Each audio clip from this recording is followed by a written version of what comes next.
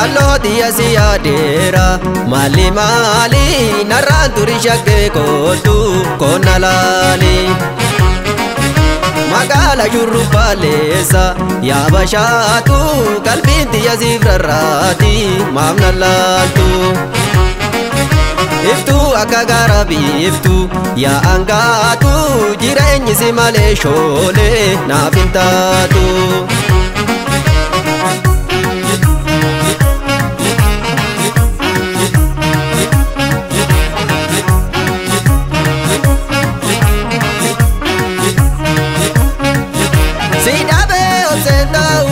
Mali mali ishena vidagota jeda garani Biyo jala lageti anana ide ozonda ezieku lafti barite Jala la wanamite isasi pega anabdi kutugule amasilego Ovago baketae ovita sasa ovuga vamurte fate situna vasa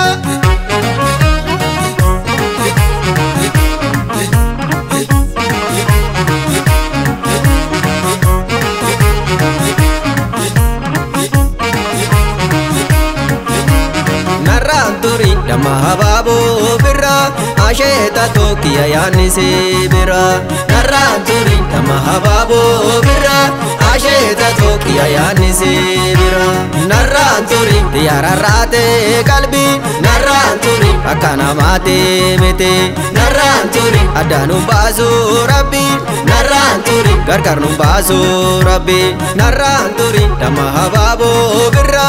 asheta tokiya yani se birra naranturi dama hababu birra asheta tokiya yani se birra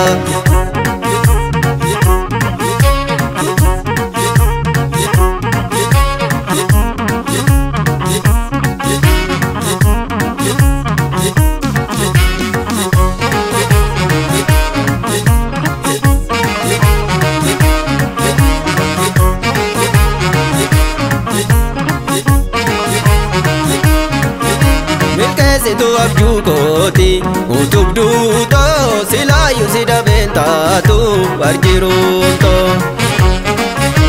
Asasa sagale keti sambarbade loi malanatazazi sinarade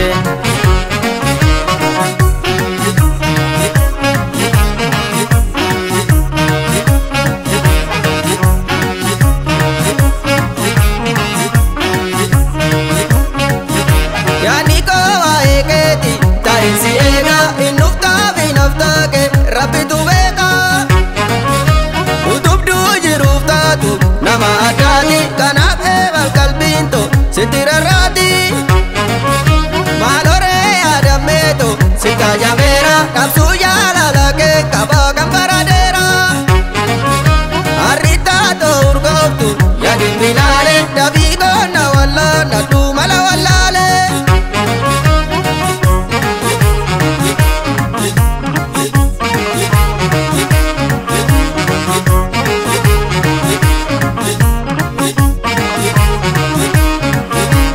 Naranturi dama hababu birra asheta tokiya yani se birra Naranturi dama hababu birra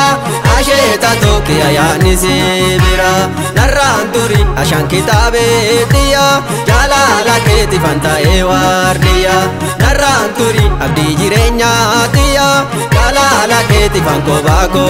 iya Jalala keti fanko bako iya Jalala keti fanko bako iya Jalala keti fanko bako